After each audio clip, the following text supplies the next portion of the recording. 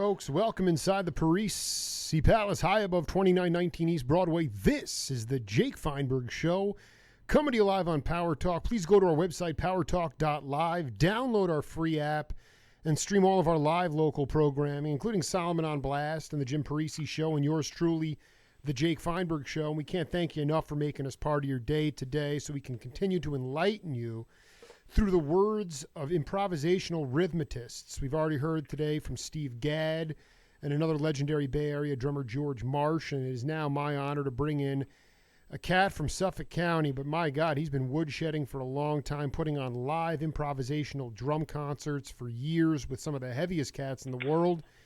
Such an honor to connect with him. Dom Famularo, welcome to the Jake Feinberg Show. Hey, Jake. How are you? How you doing, brother?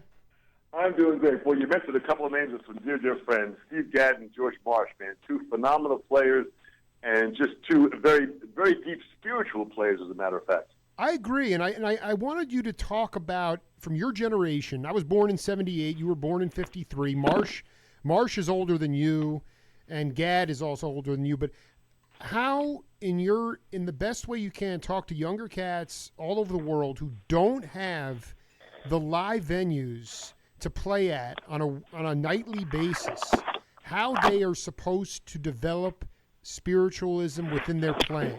Because the music that I get off on the most is from really 65 to 75, pre-drum track. Obviously, Yeah. you know, I want you to talk specifically. Everybody can have monster chops, okay? There's tons of cats that have great chops, but there's a feel, and that feel comes from the spirit. And I want you to talk about the spirit.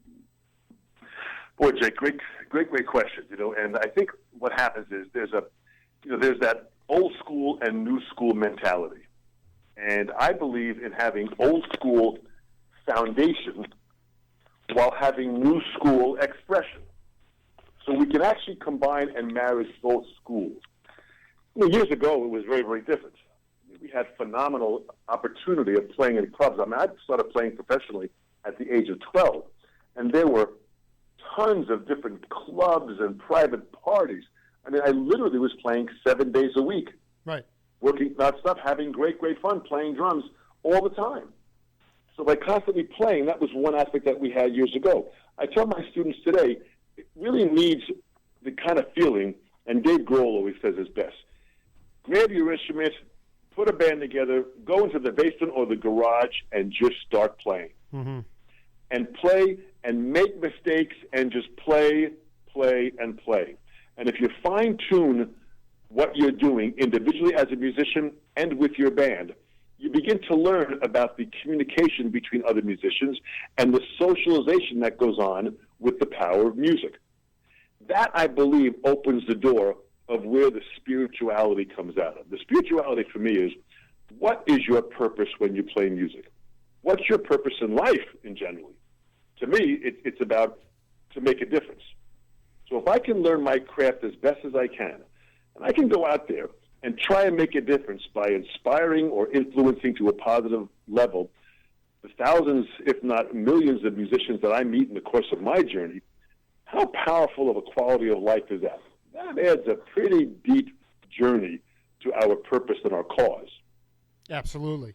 But here's the thing. Okay, so I love the answer, but when you were growing up, I mean, I remember talking to, I talked to some cats from the East Bay that were coming up in the early '60s, and you know, we're checking out James Brown and the Flames when he was James Brown and the Flames, and you know, they're checking out his drummers. And these guys played jazz, but they got paid like $1 a night. Okay, so it's like, here's the thing: it's you go in the basement is fine, but in today's world with the so many more musicians out there now, the competition is so much greater, and the fact that you had to sing for your supper. I mean, how do you work in the fact of saying, I don't know? There's this part of me that loves the Lee Morgan, Miles Davis approach, where it's the idea of saying, we dig what we're doing. We hope the audience digs what we're doing, but if they don't, it's okay because we still are going to play. That, to me, I interviewed Ron Tutt for the second time yesterday, and he's talking about how he stays he's on Neil Diamond tour all the time, and that's about as formulaic as you can get. So it's like, the idea is in today's world, you talk about marrying the two, but I mean, with the onus on singing for your supper, how can you really truly develop your own sound if you are always trying to conform to pleasing either the industry or the audience? That to me was a major thing when you were young, playing those gigs at 12. I mean, you had to learn on the bandstand, and you got humbled on the bandstand, but you could figure out, you could make mistakes on the bandstand, Dom. Absolutely, Jake, and I think that's what the magic was in being old school. I didn't care about anything more than playing music that was trying to develop who I was and what my sound is, who I am and what I want to project. It's all about that.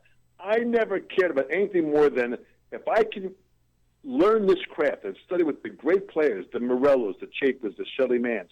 I'm going to seek out the best guys that are teaching and learn this craft. And I'm going to go up there, and if I'm going to make a mistake, I'm going to make that mistake loud and clear. and I always say, for the drummers, if you make a mistake, repeat the mistake right away. When you make the mistake, play it again. Why? Because a lot of the guitar players are so insecure, they'll think it was their fault. Why? Okay, but here's the question. At 30, I'm looking at my generation, and obviously younger generations. I had 2 daughters. They're still sort of younger than ready to play professionally, and I'm not sure if they'll ever get to that point. But why have we become, on the bandstand, my generation younger, why are we more insecure? That's the question, because, I mean, there were cats, Dick Burke, another cat you probably knew very well. Sure, absolutely. Rest in peace, Dick Burke. These guys would go up when Miles was playing with Philly Joe, and Philly Joe would go off the bandstand, take a break. Dick Burke he'd go up. Those guys would let you go up there, but if you fell on your face, they'd all walk off the bandstand. Absolutely. So you had to learn. I mean, you knew what you had to learn, and it toughened you up in some way. I mean, why are people afraid to make mistakes in today's world, and younger generations are more insecure? Can you riff on that? Well, absolutely, Jake, and that's actually a great question. Years ago, and I always say, even the dedicated artists of today, play music for the servant of the music. There's no better example than that than Steve Gadd. Yeah. When he plays, he is a servant of the music. It's not about anything more than playing the right part for that song with the musicians that you're working with at that moment, for the song that you're playing with the audience that is listening. All of those factors involved is what puts that effort into making that tune work at that moment. And the feeling is it's about the music. Unfortunately, in today's world, because of reality TV and quick stardom with American Idol and all these different shows that are out there, the younger generation don't want to work as hard as we worked to achieve the reward that we achieved. So reward is coming easier and success is coming easier with less work. And there's no substitute for hard work. Can you give an example of the work that you had to put in? Can you just give an example of a time when you were this is so important, and I think you're spot on. What is it called? Instantaneous gratification. Absolutely. Okay, so that's part of it. But let's put it back to the Dom Famularo time when you were cooking the groove, but the work that it required for you to really get on top of it. Think of this. I'll go back several years. And think of this. I'm 18 years old. I'm studying with Joe Morello. It was about a 5-hour car drive from where I live on Long Island to get to the New Jersey music store where Joe was teaching. 5 hours one way. I'd get there and take a 1-hour lesson with Joe, and he would just absolutely, be flawless in his teaching and in his playing and in his demonstration and where he took you with each lesson. After that 1 hour, I would then drive 5 hours home. So when I would ask Joe, can I take a 2-hour or a 3-hour lesson? Joe would say, no, you can only take 1 hour. I said, well, Joe, I'll actually pay you more money for the 3 hours than you would make for 3 hours. I just want to have that kind of time. He said, no, when you come in and you have 1 hour, you've got to really pay attention and get the most out of that hour. So now I'm driving 10 hours for a 1-hour lesson in one day. So the first thing is you got to realize that just that effort of what it took, because That's I was insane. seeking, it was insane, and I was seeking knowledge from a person that I knew he had what I wanted. So the trip was unimportant. So now I studied with Joe for about 8 years. 8 years, and we never touched the drum set once. I love it. 8 years on a practice pad, Jake, where he just kind of took you, and every lesson was like an eye-opening. So after about three and a half years, I'm with Joe, and I'm making this drive, and I said to him, I said, Joe, I said, boy, these lessons are great now. It's been about 3.5, almost 4 years I've been working with you. I got to ask you a question, Joe. When are we going to get to the drum set? Now, right next to the practice pad that we were working was Joe's Silver Sparkle Ludwig set that he was playing with Dave Brubeck Quartet. And I would watch Joe on the Ed Sullivan Show performing on a Sunday night, which was the big show to watch, performances happening. And then Monday morning, I'd be driving in for a lesson with Joe and seeing him right there in the studio. So it was a magical time. So I said, Joe, when do you think we're going to get to the drum set? And he sat back and kind of made a really confused face at me, and he crossed his arms, and he said, Dom, let me ask you 3 questions. He said, first question, how do your hands feel? And just your technique in general. I said, Joe, it feels fantastic. I'm playing better than I've ever played before. He said, okay, question number 2. How does the band like you playing when you're playing with them? I said, Joe, they love my playing because my sound sounds so relaxed. I'm getting more calls for gigs. He says, question number 3, how is your creative process when you're playing the drum set? I said, Joe, it's actually really cool because I'm playing things I never ever thought of before because my hands and feet feel so good. He said, good. Then we've already been on the drum set, back to the practice pad. Jay, that was it. But I mean, you knew what he was saying was, we don't need to spend any. You're doing it already. That's what he was saying. Absolutely. But he had to make me see that. Right. So what a brilliant educator. He made me see the fact that I'm getting this. My playing's getting better. I'm being hired by more bands. But the time that it took to practice, I'd get home. I would put in 6 to 8 hours a day. I'd get up in the morning at like 6:30, shower, have breakfast. I'd be on my pad by 7. I'd go straight through for about maybe an hour and a half, 2 hours, take a little break, come back in, go straight through, work on my hands for the entire morning, break for a quick lunch, then go down and start working on my drum set stuff. And I had a systemized plan that I would slowly build up my hands and my technique to a warm-up zone that when I finally got to the drum set, after about 3, 4, 5 hours of working on my hands and feet, when I got to the drum set, I was fine-tuned. So then when I started working on the drum set and I started going through Jim Chapin's book, his Independence book, the book Newbury by Gary Chester, working on some Garibaldi books, when I started working on all these different books on the drum set, I felt fantastic. Then at the ending, I put a couple albums on, play along to some albums, and then at the very, very ending, before I went to bed, I did about a half an hour exercise of warming down on the practice pad. That sounds like Michael. That sounds like Michael Shreve's day, actually, when he was growing up. Absolutely. This is so classic. I mean, at the end of the day, but is it because we have the tools now, or people are? So in essence, it was you had this seminal, really luminary teacher, but on top of that, you were really that was your kind of your life. It was a job. Are younger cats are just not woodshedding enough, do you think? Well, it's a very good question. It's 2 things. For me, more than a job or a purpose, it was my calling. And that's the word that I don't see in a lot of the younger generation. I don't see them taking this as a calling. I mean, my gosh, a priest has a calling of a vision, and then all of a sudden he dedicates himself to celibacy and devotes himself to God and will travel anywhere on the planet just so he can serve God. That's a deep calling. Well, let me tell you something. Steve Gadd had a calling. Buddy Rich had a calling. Gene Krupa, Max Roach, Elvin Jones, Tony Williams, Art Blakey, Billy Joe Jones. I knew them all. They had a calling. And I plead in my global travels for this young generation to not lose the fight, the hunger. There was a great song by Neil Sedaka many years ago called I Miss the Hungry Years. Yes. I miss the hungry years. And what that meant was the struggling time in his life, in most artists' life, the hungry years, that's the creative, the striving. That's where you get to know the calling. That's where you get to know yourself.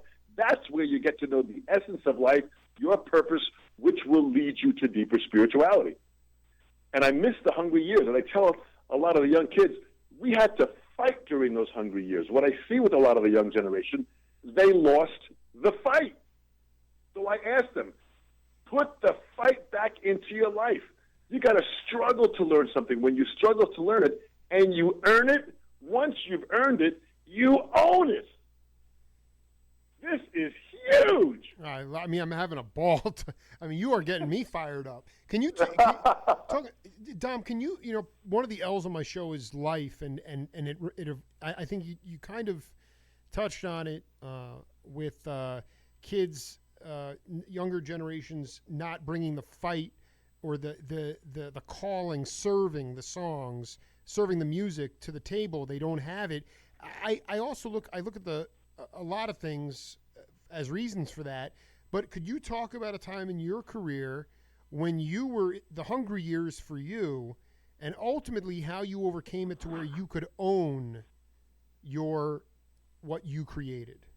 Well, great question, Jake. That's really, really a great question. And the answer is absolutely. There were several times in my life. I remember one time where I was living alone in an apartment. I was renting a room in a house. And in the house, I asked to take the smallest bedroom so I could have a part of the basement where I could set my drums up. And the room was extremely tiny. I mean, it was enough just for my bed and a snack table, which was my desk. And on that snack tray, I had like an answering phone, and that was my office with a paper and pencil next to it. And I was living there, and I was just barely making enough money to make the rent. And as far as food on my own, I was buying it was about 14 cents a box, macaroni and cheese boxes. And that was kind of what I lived on, to understand that I'm gonna survive, and I'm not gonna lose the purpose of my calling. And even though these challenges were hitting me, and I could have, it would have been great if I would have had a little bigger room to sleep in. It would have been, none of that mattered, because I felt each day when I put time and focus into my craft that through the knowledge of my great teachers, I was making myself better. I was making myself better. And I think people have to realize that no one teacher or no one lesson or no one YouTube lesson or clip is going to make you better. You have to take that knowledge and internalize that, and you have to put it into action. You have to move that forward. When you feel yourself growing because of your effort, this is incredible. Well, I just stayed with that focus, and I ate that macaroni and cheese, and I kept on practicing, and I was having the time of my life because I felt improvement. And there were many people that said, "Gee, Dom, your life, why don't you get a day job and make a little bit more money?"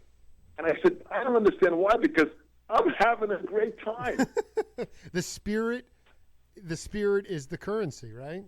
Absolutely. That really is what currency is about. Money has never motivated me. The reward of being able to move my agenda and my calling and my purpose and my passion forward was and I said, what I'm investing in right now, I will take that reward later on. And I stayed with it. And, of course, going out to hear live musicians. I think that's one thing which a lot of the young generation, they're too dependent on watching YouTube and Internet videos as opposed to going to a live concert, going to a live performance.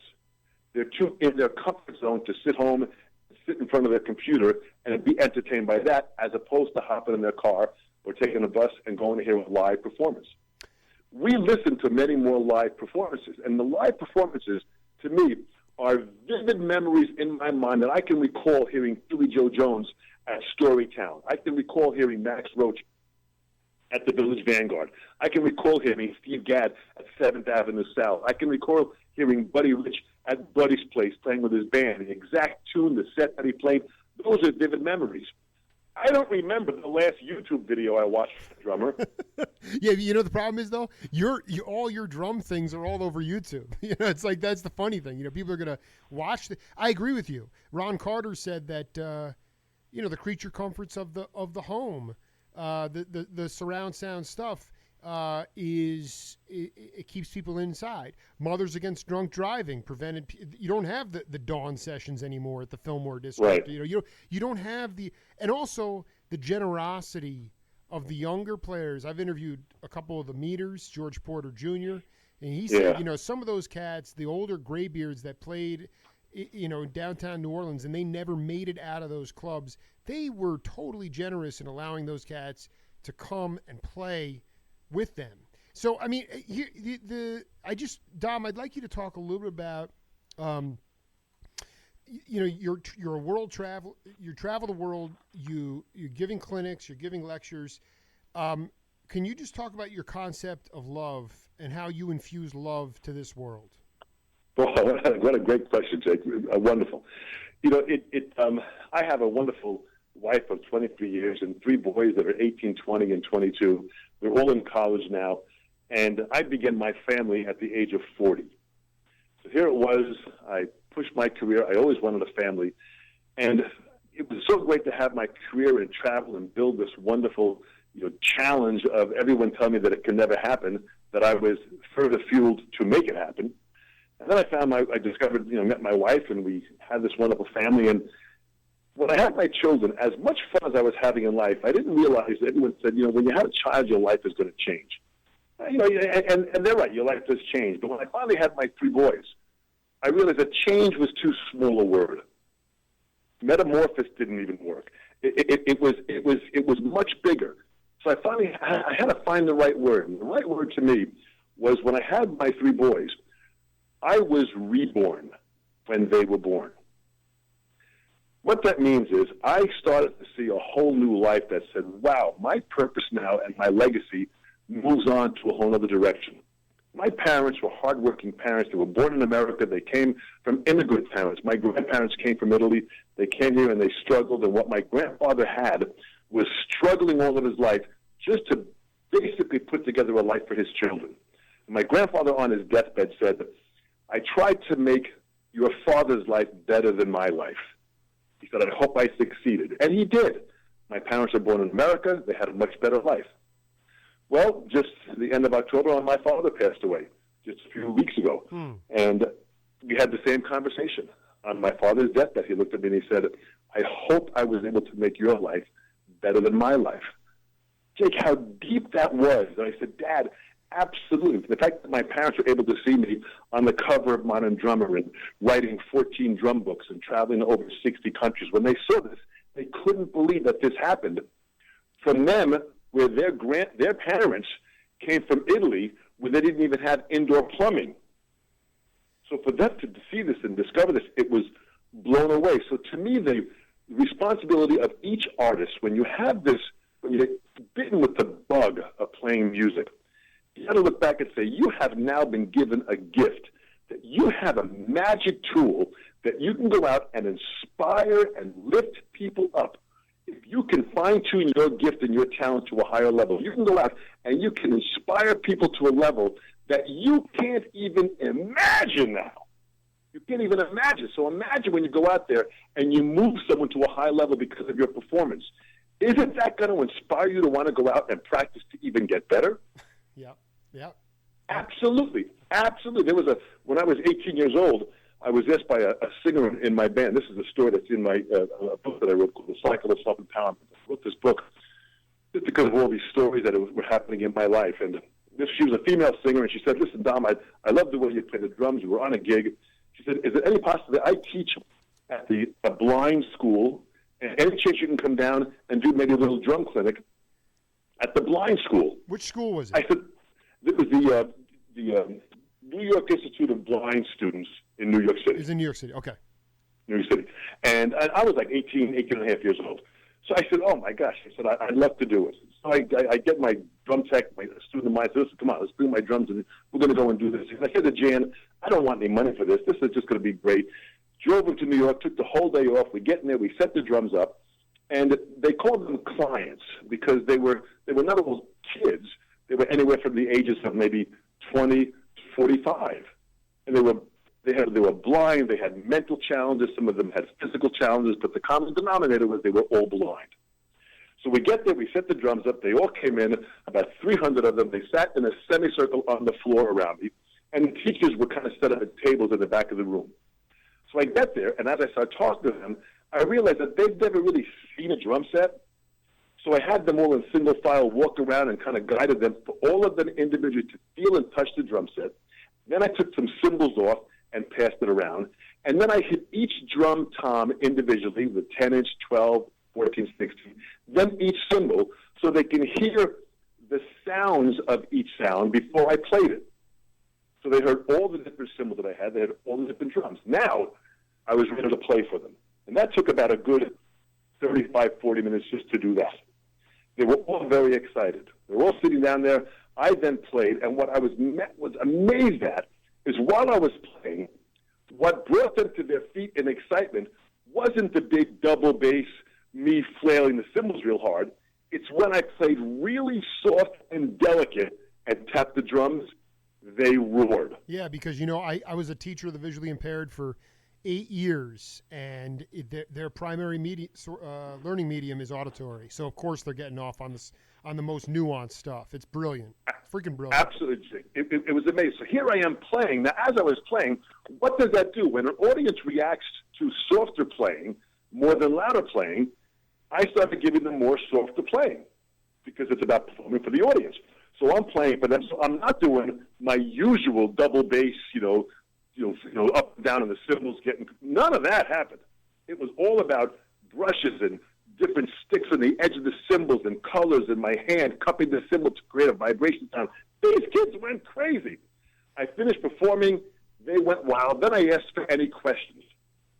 A few hands went up, and as I was asking certain questions, there was one kid in the back of the room that kept his hand raised even while I was answering other kids' questions. And then I asked some more questions. So finally, I got to that one student in the back. I don't remember what his name was. They had some name tags on there, but I called his name. And when I called his name, he stood up to ask the question. When he stood up to ask the question, one of the teachers in the back of the room begins to cry. I mean, loud. She starts to cry. So I'm immediately thinking, what the hell did I just do? Oh, my gosh, I got people crying in the back there. So I said to the student, whatever his name was, Frankie, whatever, I said, Frankie, what's your question? And when he went to ask the question, he stammered and stuttered for each word. So it sounded like this. He said, Dom, when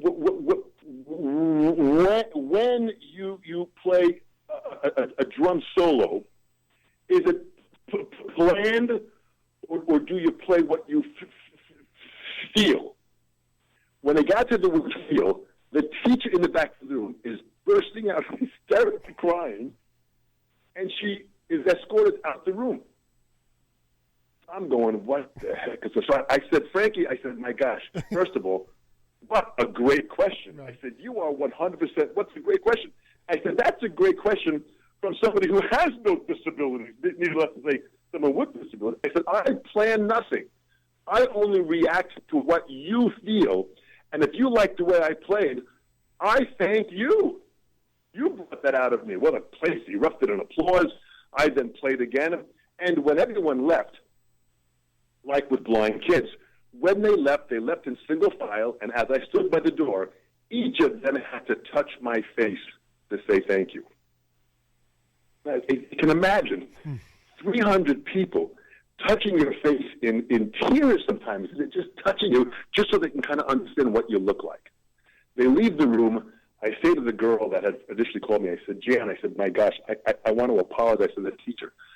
I don't know what the hell I did, but I'm so sorry. I feel terrible. She said, feel terrible? She said, my gosh, that kid Frankie hasn't said a word in over 2 years. Yeah, I knew that's unbelievable. Dom, I'm on the verge of tears myself. Hey, I have a question for you. I have a myriad of other things that I want to talk to you about. I know are you going to Serbia next week? Where are you going? Actually, next week I go to Zurich, Switzerland for 2 days, and then Italy. And then when are you going to be back in Port Jeff? I come back here I think the 16th of December, and then I'm here until January when I go back out to the NAMM show in the 19th of January. Is there any way we can do that? Can we pick up part 2 on the 17th when you get back into town? Is that possible? Absolutely. We'll schedule it and we'll do it for sure, man. There's so much more to talk about. Absolutely. We didn't even get into any of this. I love you, Dom. Much love to you, man. Thank you so much. Thanks. All right? We'll be in touch. Great. Cheers, Dom. Thanks so much. All right, man. Talk to you soon. Later on. All righty. Bye-bye. Bye-bye. All right. It's been a heavy day already. It's going to get heavier. We had Steve Gadd, George Marsh, and Dom Famularo, and we'll be right back with philosophy and yoga teacher Will Duncan right after this.